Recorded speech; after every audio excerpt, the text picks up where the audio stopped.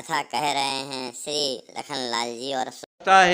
और भी जिस चीज़ की आवश्यकता है उनको सब अपने अपने भवनों में, जहाँ बाराती अलग अलग भवनों में रुके हुए थे, सब उन्हें वहाँ प्राप्त हुई। सब प्रकार, सब भांत सुहाई, सब प्रकार से जो चाहिए उन्हें सब वहाँ पर मिली। सकल बारात सु आनंद फूली। अब मन मुताबिक जो वस्तुएं चाहिए और जब मिल रही है बारातियों को, तो बारातियों को तो यही चाहिए, भोजन मिले, पढ़ने की व्यवस्था बढ़िया हो, है ना। तो अब जब ये सब मिल रहा है तो बाराती लोग सु आनंद फूले, वो आनंद में फूल गए, माने आनंद उनके हृदय में भर गया।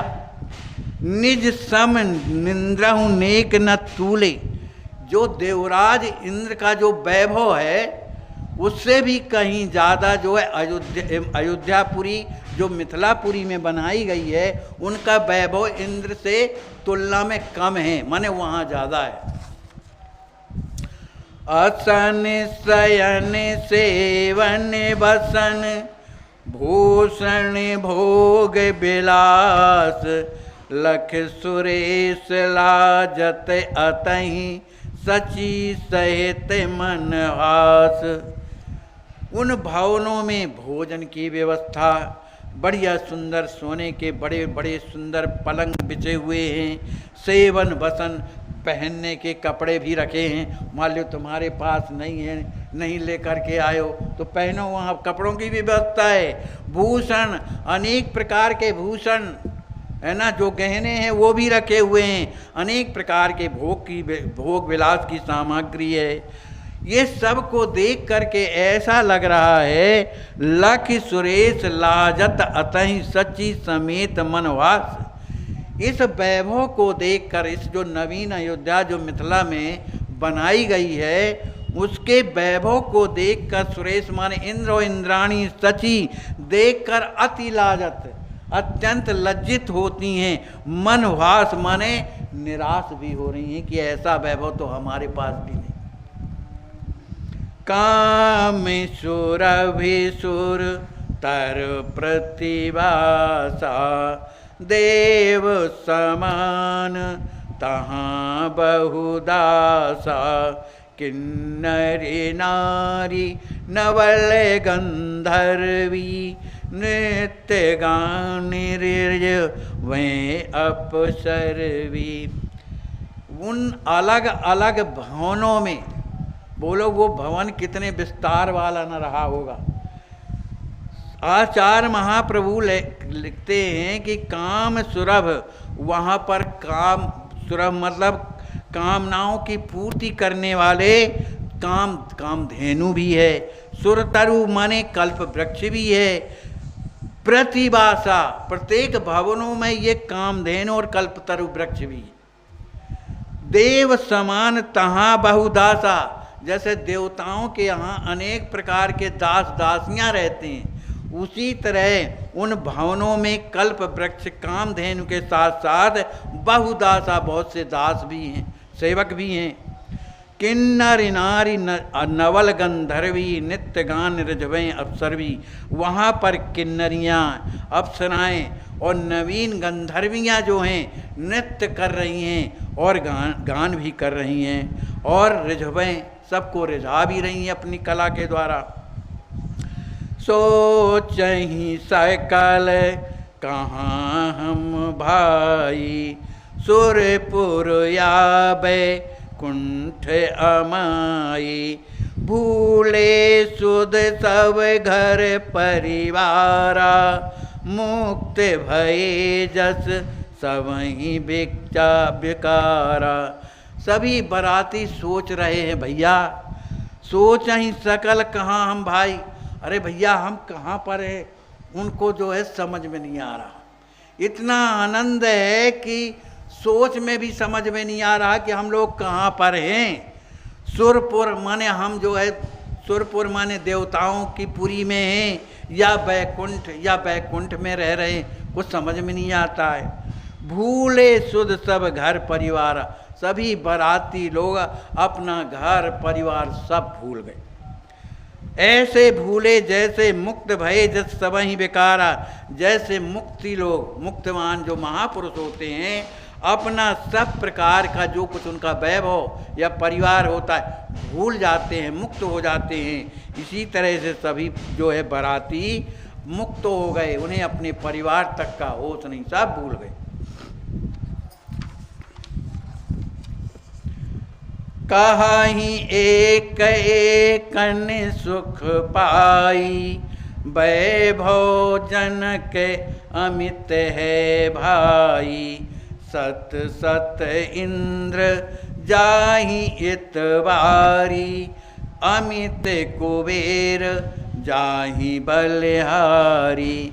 जब एक दूसरों से मिलते हैं, दूसरा भवन वाला निकलता है, इधर से ये वाला निकला, भैया बताओ अपन लोग कहाँ हैं, कुछ समझ में नहीं आए आता है, तो कहाँ ही एक एकन सुख पाई। सभी को बड़ी प्रसन्नता, जैसा चाहिए उस तरह का सुख मिल रहा है। तो सब एक दूसरे से कहते हैं वैभव जनक अमित है भाई। भैया जनक जी महाराज का ये वैभव, इसको कैसे कहा जा सकता, अमित है, मन इसका वर्णन नहीं कर सकता है कोई। सत सत इंद्र जाहि इतबारी, यहाँ पर तो सैकड़ों इंद्र निछावर हो सकते हैं। अमित कुबेर जाहि बलिहारी, असीमित कुबेर, कुबेर माने खजांची, उधर सब कुछ व्यवस्था है, तो जाहि बलिहारी, इस वैभव के लिए अमित कुबेर और अनेकों इंद्र भी बलिहारी जाते हैं, माने बराबरी नहीं कर सकते हैं। आपस में कहते हैं ब्रह्म सृष्टि बहु सुनी स्वदेखी, अस वैभव नहीं सपने हूँ दे पेखी। योगेश्वर मिथिला पिंधिप केरी, महिमा महा न जाए निवेरी। सब आपस में कहते हैं भैया हमने तो ब्रह्मा जी की जहाँ तक सृष्टि है तो बहु सुनी, हमने तो बहुत सुनी भी है, देखी भी नहीं, लेकिन स्वदेखी कुछ देखी भी है हमने, माने सुनी भी है और हमने देखी भी है। लेकिन अस वैभव जो जनकपुर में ये अयोध्या जो है, अस वैभव नहीं सपने देखे, हमने भैया स्वप्न तक में नहीं देखा, इतना वैभव स्वप्न में भी नहीं देखा। योगेश्वर मिथिलाधिप केरी, श्रीमान योगेश्वर जो मिथिला नरेश हैं, उनकी महिमा महा न जाए निवेरी। उनकी महिमा का तो, वैभव का तो न जाए निवेरी, माने वर्णन ही नहीं किया जा सकता। तो फिर क्या करें भैया, तो कहते हैं धनी धनी नृप दशरथ अहें, भ्रातन सह धन श्याम, जनक लड़ेती संग भयो, राम ब्याह सुख धाम। तो सभी कोई बस यही कहते हैं भैया हम तो ये जानते हैं जिनकी हम बारात में आए, किन की बारात में आए, राम जी महाराज की बारात में आए। तो भैया राम जी महाराज के जो पिता हैं कौन है, श्री दशरथ जी महाराज। तो हम तो यही जानते हैं कि धन्य अति धन्य तो वो दशरथ जी महाराज हैं जो हमें इस बारात में लाए यहाँ पर, है ना। तो दशरथ जी महाराज धन्य अति धन्य हैं। भ्रातन सह धन श्याम, वे राम जी महाराज के साथ साथ वे भाई भी धन्य। और जनक लड़े ती संग भयो, जो हमारी जनक जी महाराज की जो लड़े थी श्री सीता जी, उनके साथ जो उनका विवाह राम जी का जो हो रहा है, राम ब्याह सुख धाम, बस यही हमें जो है आनंद के अलावा कुछ नहीं है। अमित अंड की कारणी पुत्र भई जहि केर, जिनकी पुत्री जो अमित अनंत ब्रह्मांडों की रचना करने वाली श्री सीता जी ऐसी जिनकी पुत्री हुई, तो महिमा वर्णम लघु लगे लेहु सबे ये हेर। तो उनकी वर्णन, महिमा का वर्णन कौन कर सकता है, बस यही सोचो कि लेहु सबे हेर हेर, हृदय में हेर के उनकी महिमा का वर्णन करो, क्या कुछ मिलेगा, कुछ नहीं, माने कोई उनकी महिमा का वर्णन नहीं कर सकता है। बोलिए श्री सद्गुरुदेव भगवान की जय, श्री सीताराम जी महाराज की जय, श्री हनुमान जी महाराज की जय। वैष्णव जन तो तेने कहिए जे पीड़ परा।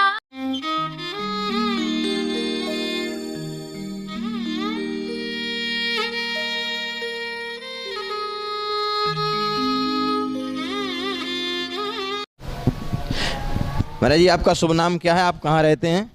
श्री लखन शरण, कहाँ रहते हैं? गुजरात। अच्छा, आपके गुरुजी का क्या नाम? श्री कमला शरण फलावी। आपको ये जो चर्म रोग एक्जिमा हुआ है, इसका आपने कहीं इलाज कराया है अभी? हाँ, कराया तो है, एक दो जगह फायदा हुआ? कुछ फ़ायदा हुआ, फिर हो गया। फिर हो जाता है। अच्छा, अब आपका ट्रस्ट द्वारा इलाज कराया जाएगा, आप एकदम ठीक हो जाएंगे, स्वस्थ हो जाएंगे। आप भी अपने आसपास जो दीन दुखी हैं, बीमार हैं, वृद्ध हैं, उनकी सेवा कर सकते हैं, करना चाहिए, तभी वैष्णव कहलाने योग्य हैं।